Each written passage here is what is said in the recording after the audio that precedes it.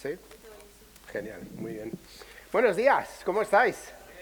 ¿Os habéis quedado dormidos ya o estáis esperando a que empiece yo a hablar? Esperando. Vale, gracias, Tania. Siempre puedo contar con mi esposa para dormirse mientras que hablo. Em, Bueno, es un placer estar con vosotros.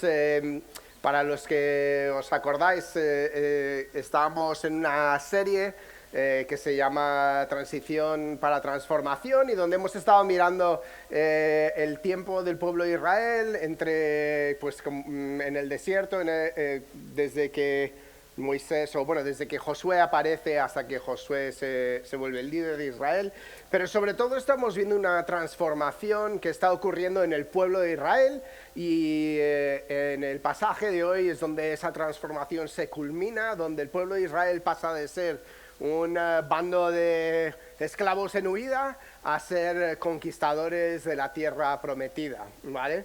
Y igual de prometido es que este es el último sermón en esta serie, aunque no os libráis de mí, pues predicaré de otras cosas. Pero antes de entrar en Josué 6 quería compartir una historia a modo de ilustración de algo que me pasó a mí cuando tenía 23 años viviendo en California. Yo trabajaba en una tienda de ropa y me tenía que levantar a las 4 de la mañana todos los días para estar ahí a las 4:30. No era un trabajo malo, me caían bien los compañeros, el trabajo no era demasiado difícil, estaba bien. Era un poco incómodo, ¿no? Y tampoco tenía como muchas salidas, ¿no? Trabajar en el almacén de una tienda de ropa reponiendo vaqueros y cosas así, ¿no? Un día por la mañana me llamaron de un colegio donde la mamá de... Bueno, no de un colegio, pero como de un distrito de colegios donde trabajaba la mamá de una amiga mía. Y me dijeron, oye Eduardo, que tenemos un trabajo para ti, te pagan $20 la hora, que era como prácticamente el doble de lo que cobraba, y el horario es X, que era menos de lo que trabajaba ya, y era como perfecto, me encajaba, o sea, era increíble. Entonces yo estaba en el trabajo, hablé con mi jefe, le comenté, mira qué guay ha pasado esto, tal, y él, oye, pues ¿por qué no sabes, preparo el finiquito, tal, no sé qué guay, papá, y con eso me fui, con el cheque en mano, me fui a las oficinas del colegio para firmar ahí, y cuando llego la señora con la que había hablado está pálida y me dice, ya no tenemos el trabajo. Y yo, ¿cómo? Dice, bueno, sí, es que hablé con la superintendente y ha decidido que no quiere que tengas que darte el trabajo a ti específicamente. Y yo vuelvo al trabajo, hablo con Michael y yo, oye Michael, tal, ¿qué es que ha pasado? Tal, y él, tío, para darte un finiquito más grande te he despedido. Es que no te puedo volver a contratar. O sea, esto es como una cadena que está por todo Estados Unidos. Es parte de la política. Es que no puedo volver a contratarte. Y me encuentro sin trabajo. Y durante meses estoy intentando encontrar trabajo y no consigo. ¿Y por qué me encontré yo en esta situación?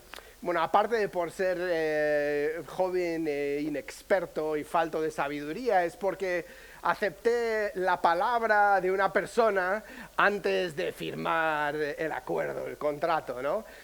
Si yo simplemente hubiese esperado para firmar, para luego celebrar, no habría pasado por todo ese dolor. Y es que cuando recibimos una promesa, lo que importa más no es lo difícil que es cumplir la promesa, sino la persona que te da la promesa, ¿no? Y cómo de confiables son. Esta señora no es que fuese de desconfianza, pero desde luego que no tenía la autoridad ni tampoco tenía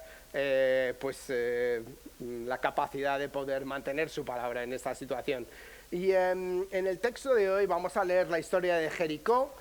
Y en el centro de esta historia está una promesa que Dios le hace a Josué y al pueblo de Israel, que es un eco de una promesa que viene desde Adán y Eva, que se dio también a Abraham y a Isaac y Jacob, ¿no? Es una promesa para la humanidad que sigue, Señor, sigue cumpliéndola y prometiéndola y pasándola de unos a otros. Y es importante que veamos cómo El recibir promesas de Dios nos puede y nos debe influenciar a la hora de vivir. Entonces, si os parece bien, y si no también, voy a leer Josué 6, ¿vale? Del 1 al 25. Voy a ir despacito para que podamos pues, disfrutar de la historia y también porque si no me voy a tropezar leyendo. Jericó estaba cerrada, bien cerrada, por miedo a los hijos de Israel. Nadie entraba ni salía. Pero el Señor dijo a Josué: mira, yo te he entregado en tus manos a Jericó y a su rey junto con sus hombres de guerra. Rodearéis pues la ciudad, todos los hombres de guerra, y daréis una vez la vuelta alrededor de la ciudad. Esto haréis durante 6 días. 7 sacerdotes llevarán sendas bocinas de cuernos de carnero delante del arca. El 7º día daréis 7 vueltas a la ciudad y los sacerdotes tocarán las bocinas. Cuando el cuerno del carnero dé un toque prolongado, tan pronto oigáis el sonido de la bocina, todo el pueblo gritará con fuerza y el muro de la ciudad caerá. Entonces la asaltará el pueblo, cada uno derecho hacia adelante. Josué, hijo de Nun, llamó a los sacerdotes y les dijo: tomad el arca del pacto, y que 7 sacerdotes lleven bocinas de cuerno de carnero delante del arca del Señor. Al pueblo dijo: pasad y dad un rodeo a la ciudad, los que están armados pasarán delante del arca del Señor. Tan pronto Josué terminó de hablar al pueblo, los 7 sacerdotes que llevaban las 7 bocinas de cuerno de carnero pasaron delante del arca del Señor al mismo tiempo que tocaban las bocinas, mientras el arca del pacto del Señor les seguía. Los hombres armados iban delante de los sacerdotes que tocaban las bocinas y la retaguardia iba tras el arca, mientras las bocinas sonaban continuamente.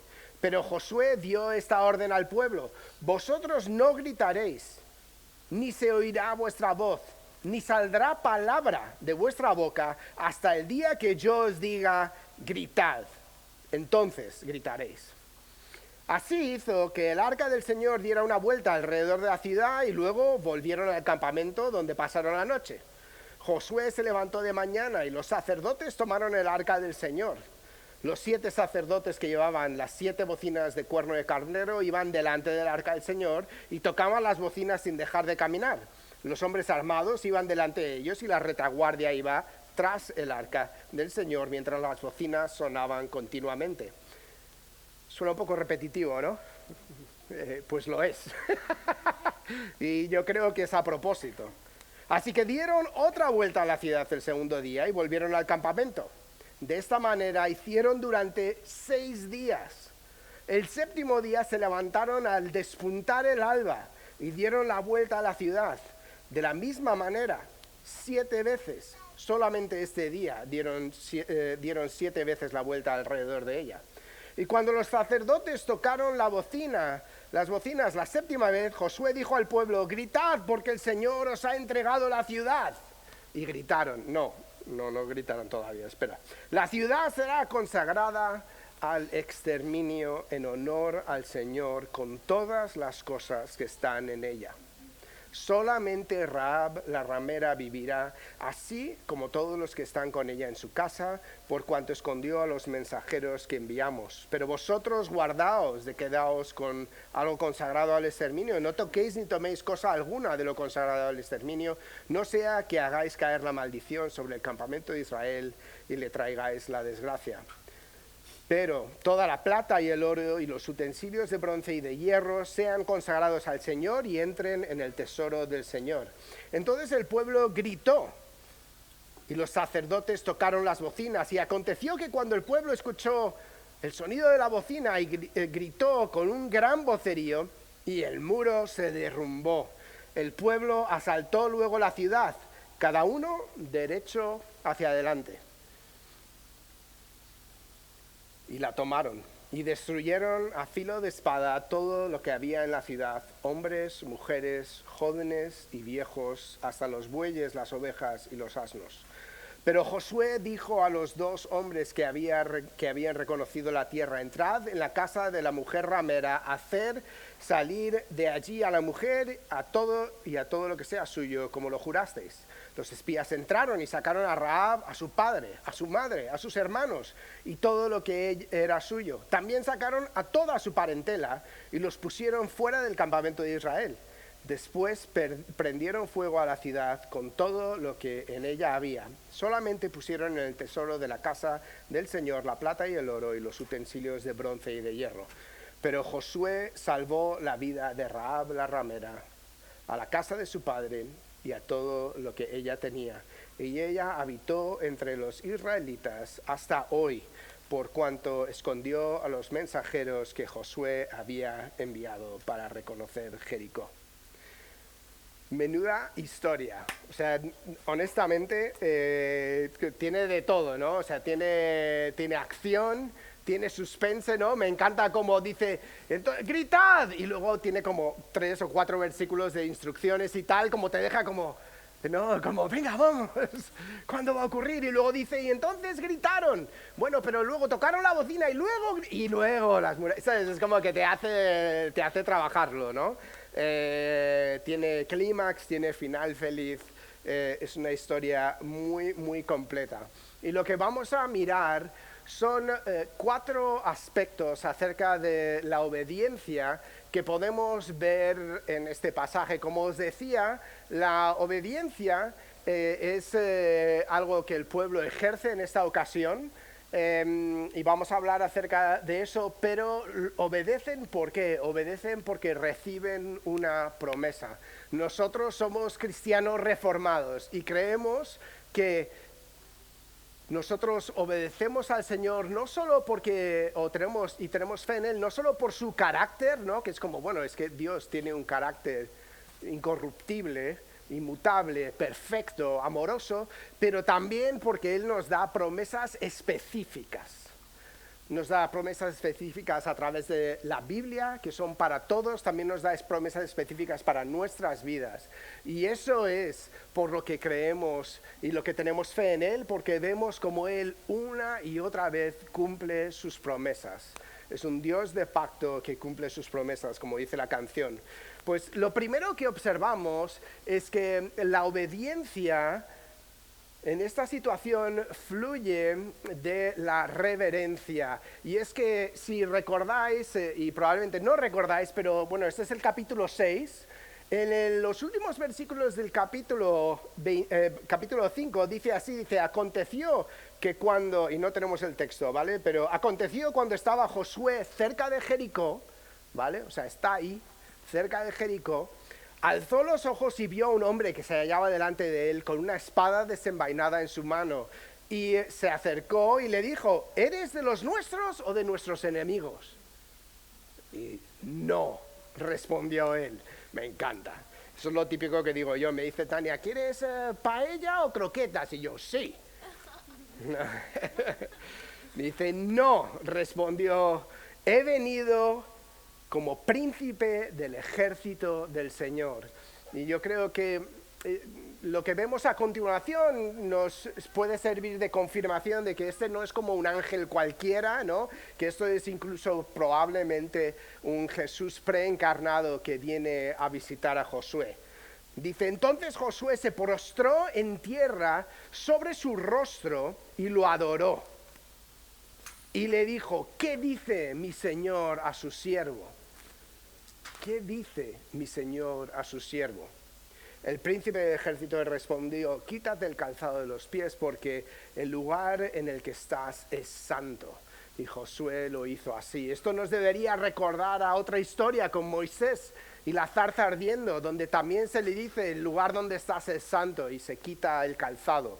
Es un encuentro con el Dios omnipotente. Y es desde este encuentro que el siguiente versículo es el versículo 1 y 2 del 6 y dice, Jericó estaba cerrada, bien cerrada, por miedo a los israelitas, nadie entraba ni salía. Pero el Señor dijo a Josué, y podemos asumir, y la verdad es que no importa si es así o no, pero podemos asumir que esto fluye naturalmente de esa conversación que están teniendo. Y le dice, mira, yo he entregado en tus manos a Jericó.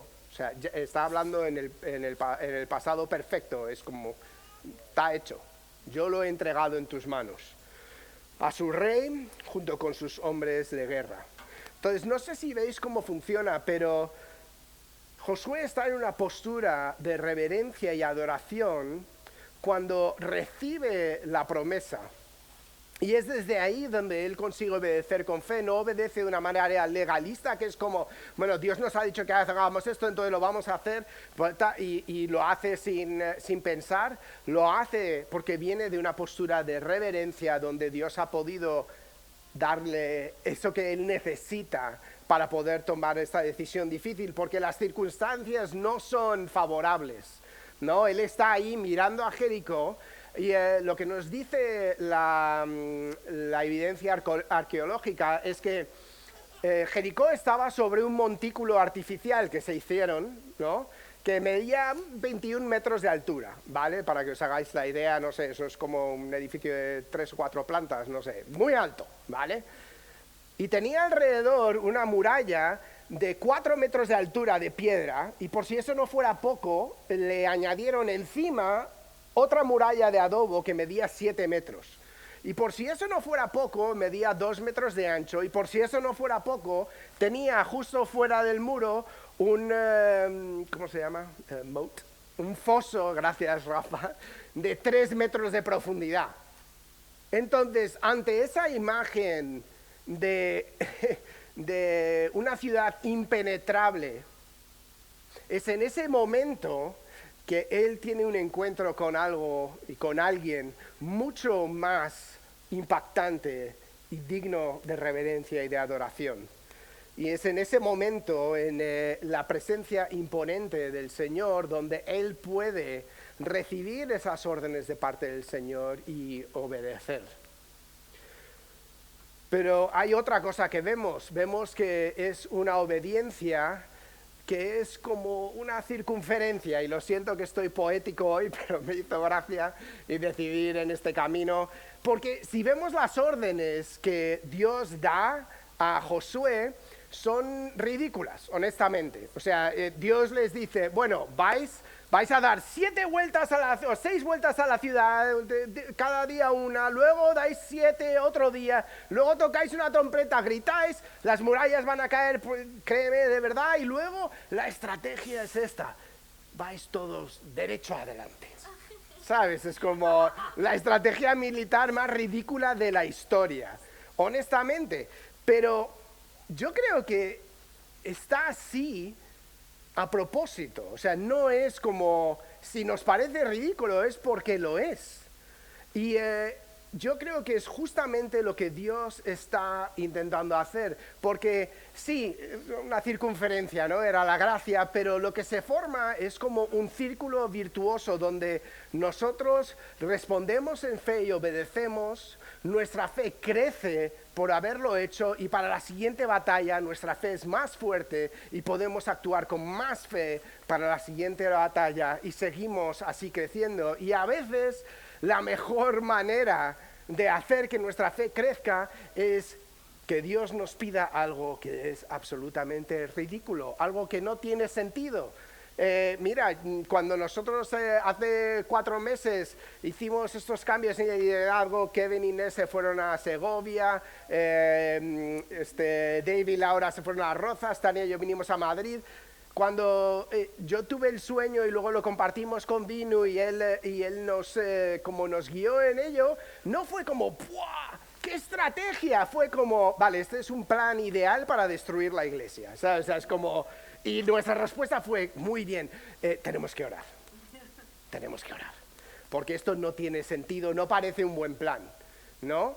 Pero a veces son estas cosas que Dios hace, no porque la estrategia es lo que va a dar la victoria, es porque la victoria Él ya la ha conquistado y Él ya ha decretado que la va a dar. Lo único que Él pide de parte de nosotros es confianza y obediencia. Entonces, ¿qué hacemos, no? Cuando sientes un pensamiento loco, coges y lo haces, saltas, ¿no? No. Yo creo que claramente vemos que dependiendo del riesgo, el Señor está dispuesto a confirmar cosas y espera de nosotros que le pidamos confirmación. No nos está pidiendo que seamos negligentes ni unos colgados, ¿no? Cuando hace un par de capítulos en el 3 cruzan el río Jordán, le dice, bueno, que los sacerdotes se pongan en el río Jordán y entonces yo abriré las aguas. Riesgo mínimo. Como mucho iba a tener unos sacerdotes enfadados porque se han mojado las sandalias y luego el río no se abrió, ¿no? Y a lo mejor quedaría un poco en ridículo, pero bueno, eso, actuar con fe te puede llevar a quedar en ridículo. Pero claro, con Jericó es otra cosa. O sea, acercarte y ponerte a dar vueltas a la ciudad, te estás invitando violencia, ¿no? Te estás invitando que te caiga una piedra, una flecha, lo que sea que usaban en esos días. Y entonces el Señor le da la confirmación que él necesita. Tiene un encuentro sobrenatural con el príncipe de los ejércitos del Señor y recibe lo que necesita para poder actuar en esa circunstancia. Entonces deberíamos esperar que si el Señor nos dice, cambia el liderazgo de la iglesia y os mudáis tal, no sé qué, no coges y lo haces, tú oras. Y preguntas al Señor, ¿y cómo podemos probar esto? Y te aseguras que el Señor está hablando contigo. Y lo mismo con cualquier cosa en vuestra vida. Si sientes que el Señor te está llamando a las misiones a otro país, no coges y te vas solo porque has tenido un sentimiento. Lo oras, ¿no? Lo piensas, le pides al Señor confirmación. Lo tercero que vemos es una obediencia que se refuerza en su presencia. Y quiero compartiros otra anécdota conectada a la de mi increíble fallo garrafal que me dejó sin trabajo. Pasé varios meses sin trabajo intentando encontrar un trabajo. Estaba viviendo en California en aquel entonces y además estaba estudiando y era como... me sentía fatal porque era como no podía pagar, estaba viviendo con mis tíos pero no les podía pagar nada y entonces me tenían que dar dinero hasta para la gasolina, era humillante y un desastre y pillé un montón de trabajos que eran solo a comisión, a ver si no vendí nada, o sea, fue desastre total. Y mi padre, que por aquel entonces tenía un trabajo que le mandaba a Estados Unidos una vez al año, se vino a California a visitarme y salimos a comer y mira, tengo una memoria terrible, o sea, te puedo decir que de cosas que me han dicho personas en conversaciones, no puedo citarte por palabra por palabra, ninguna cosa que nadie me ha dicho jamás, ni me acuerdo, como de mis votos, o sea, no te podría decir, lo siento, no me acuerdo, Tania lo sabe, no me acuerdo qué he desayunado hoy, pero lo que me acuerdo es de esta conversación con mi padre y que él me dijo, Eduardo, si te vuelves a España, yo no lo veré como un fracaso. Y mi padre me podría haber dicho eso tranquilamente en una llamada telefónica, ¿no?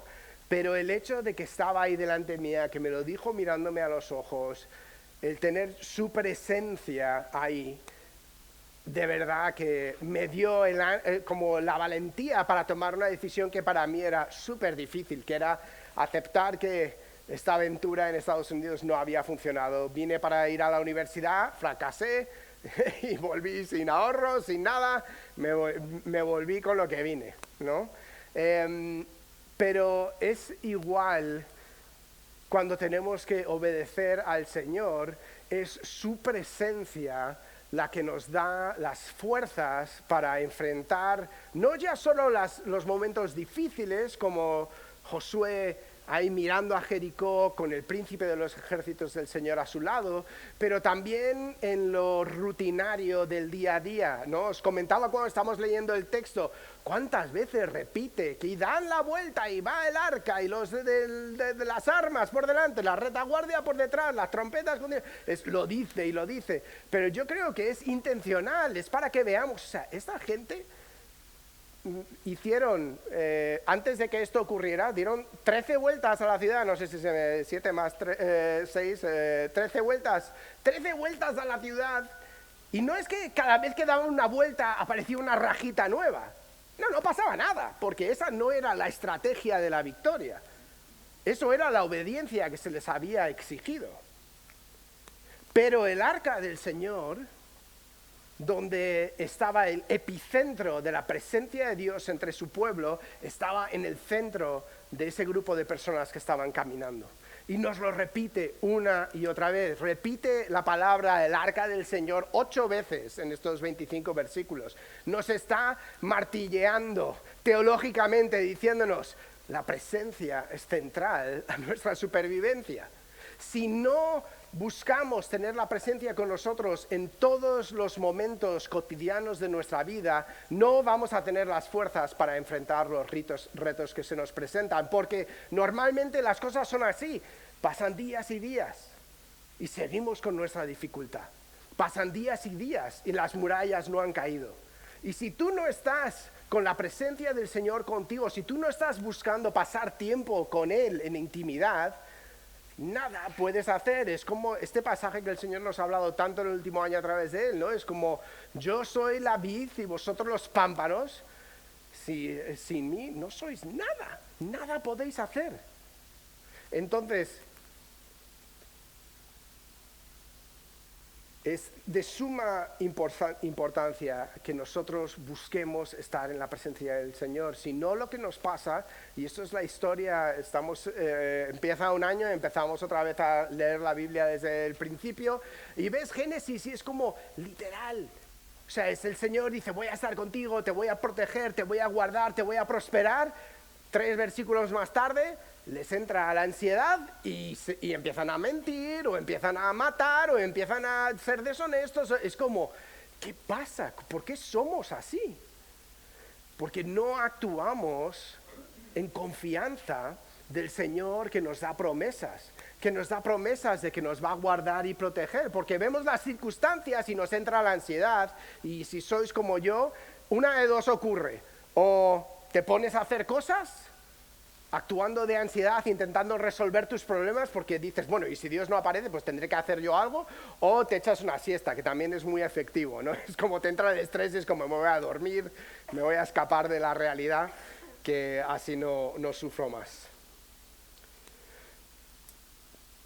La presencia divina reconfigura nuestra obediencia. Deja de ser un deber religioso y pasa a ser una comunión con nuestro Señor, con nuestro amigo, con nuestro Padre. No obedecemos para ganar su presencia, obedecemos porque ya la tenemos con nosotros siempre, nos lo ha prometido. Por último, vemos una obediencia que anuncia su justicia, pero también su clemencia. ¿Vale? Si te soy honesto, me gusta más la versión de esta historia que dan en la escuela dominical, donde no se entrega al exterminio y se matan a todos los hombres y jóvenes y mujeres y niños y ancianos y las vacas. La justicia de Dios es algo que normalmente nos deja sumamente incómodos. Nosotros, Tania y yo, estuvimos con unos amigos hace unas semanas y no me preguntes por qué, pero de repente una amiga nos empezó a preguntar qué pensábamos acerca de la justicia. Madre mía, vaya conversación. Digo, o sea, pregúntame cualquier cosa. No me preguntes acerca de la justicia de Dios. Entonces entramos en ese tema y, o sea, para ella era ofensivo.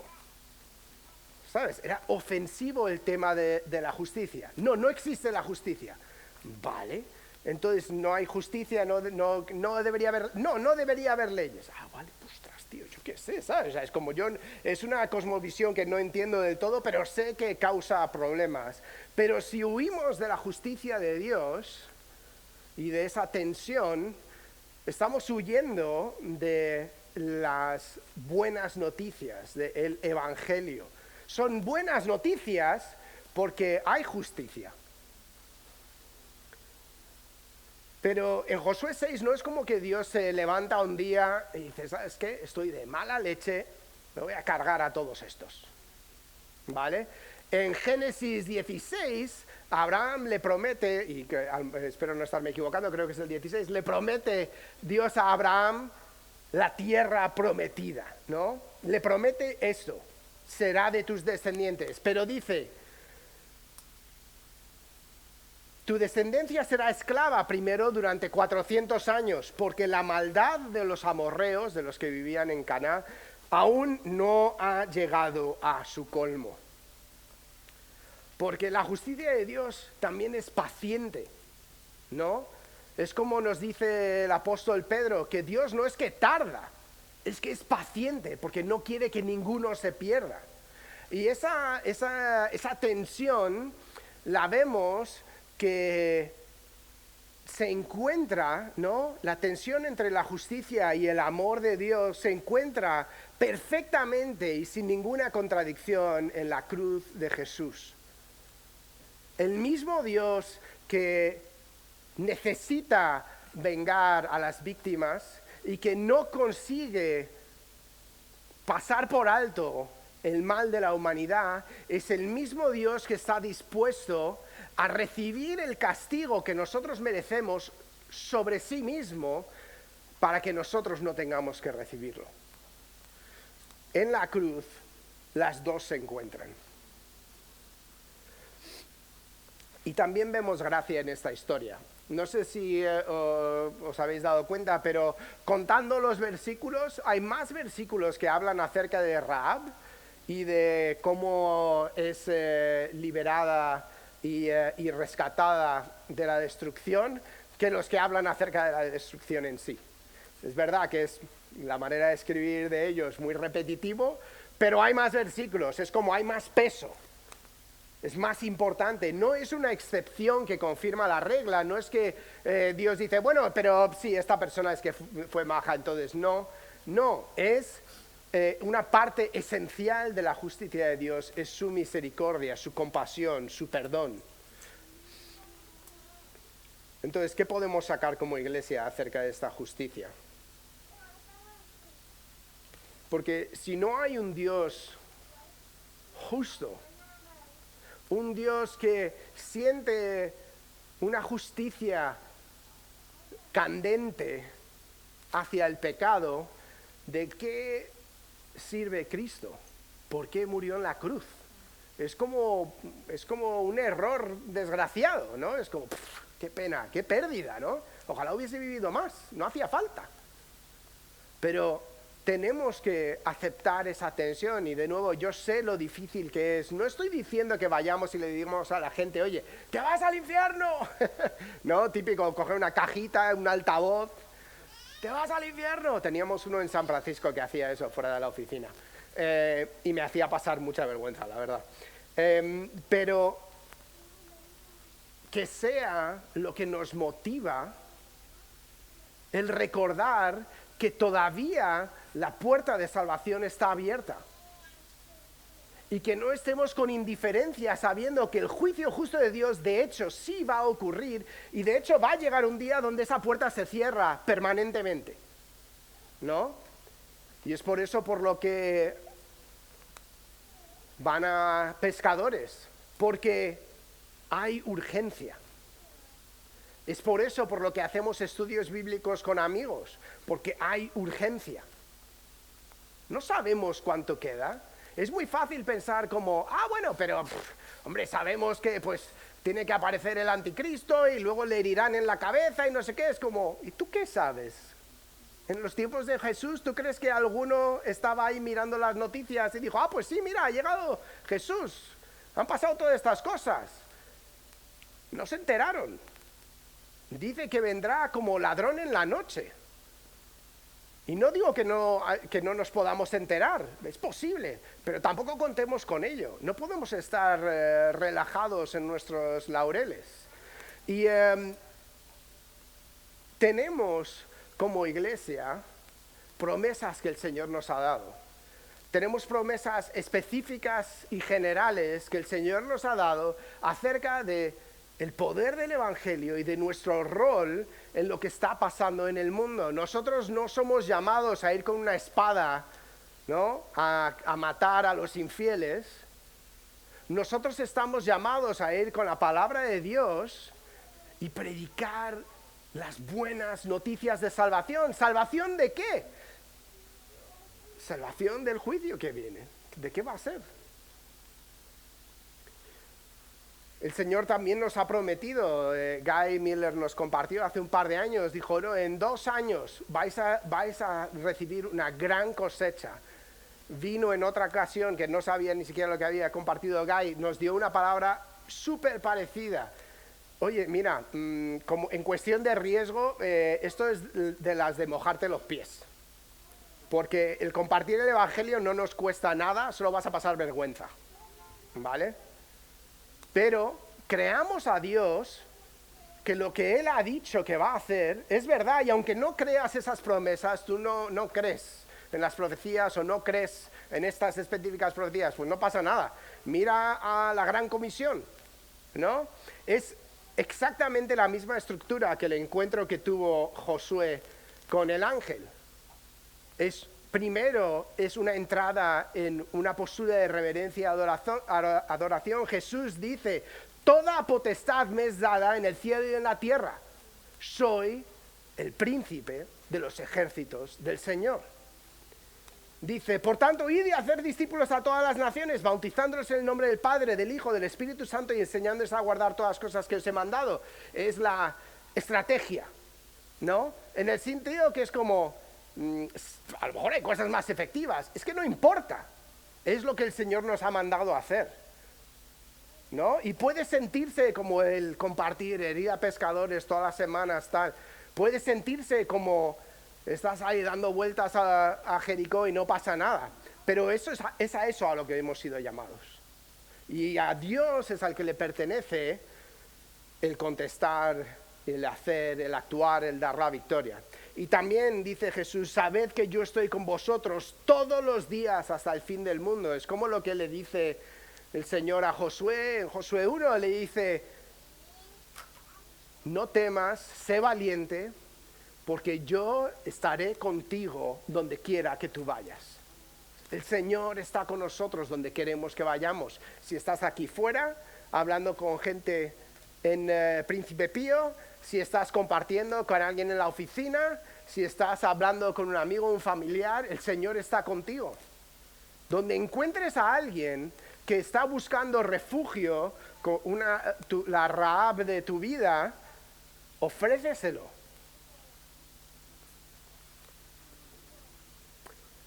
También sé que hay personas, muchos de nosotros tenemos otros muros imposibles de sobrepasar en nuestra vida personal. Pueden ser muros de pecado, pueden ser muros de relaciones rotas más allá de lo que parece posible de reparar. Puede ser que tenemos retos financieros que nos llenan de ansiedad y nos llevan a intentar hacer 1.000.000 de cosas para intentar solucionarlos.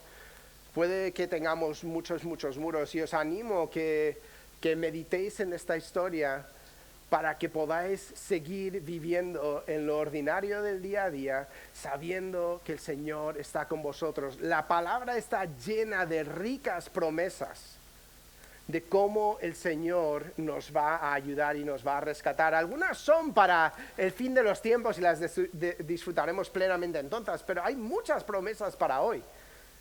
No nos tenemos que preocupar de lo que vamos a vestir o de lo que vamos a comer.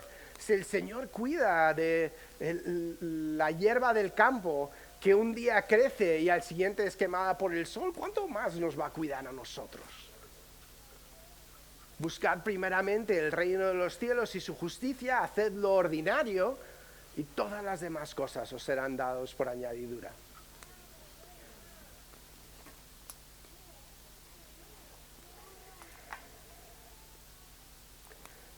Entonces, yo no sé si hay personas aquí que a lo mejor a título personal tú tienes partes de tu vida donde tu obediencia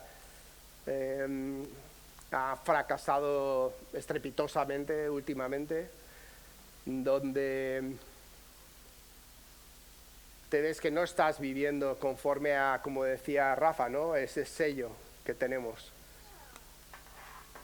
Te das cuenta porque el Espíritu Santo te lo dice, pero no tienes la fe para levantarte, para luchar, para traer justicia a tu propia vida. O a lo mejor estás enfrentando circunstancias que te están llevando a tomar decisiones que, aunque te cuesta admitirlo, están llenas de falta de confianza en Dios. Estás pensando en cambiar todo porque simplemente algo no sienta bien contigo, no tienes fe para ello.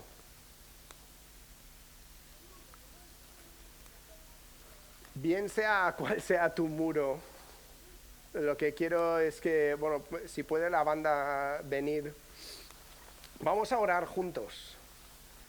Vamos a pedirle al Señor que nos dé un encuentro con Él, donde podamos de verdad entender su reverencia. Esto no es lo que pasó con Josué, él no fabricó nada.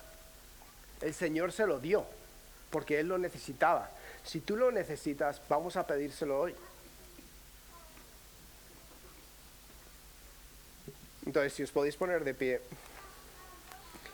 Y también, si tú quieres hacer tu parte de la misión que la iglesia tiene, de traer las buenas noticias a un mundo que se pierde, no solo se pierde en el sentido de porque va sin rumbo, sino porque va a perdición, va a juicio. Os pido que también oréis. Yo sé que no es fácil evangelizar, no es fácil compartir nuestra fe, pero es parte de lo que nos toca y es de hecho un placer ver esas murallas caer, poder rescatar las Rahab.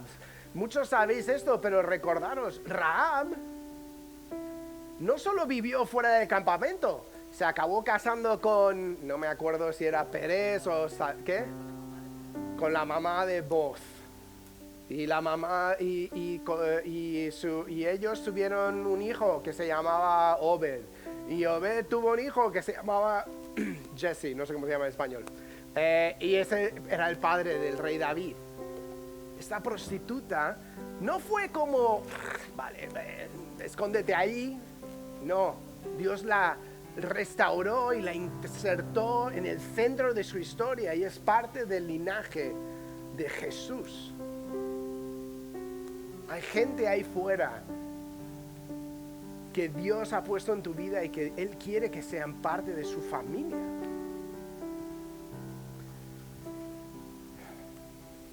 Señor Jesús, te doy gracias por tu palabra. Señor, no quiero manipular a nadie, Señor. No quiero producir una respuesta en nadie, Señor. Pero te pido que tú, mediante tu Espíritu, nos hables a cada uno de nosotros dónde estamos.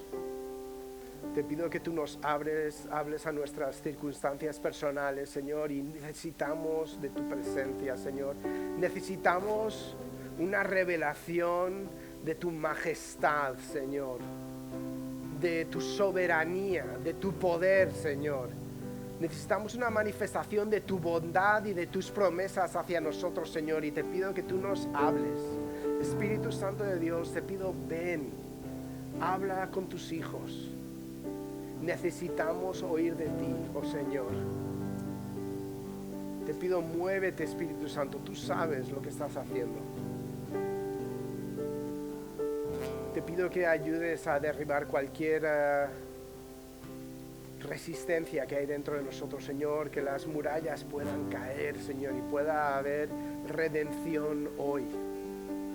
Sigue ese proceso en nosotros hoy, te pido, Señor, en el nombre de Jesús. Amén.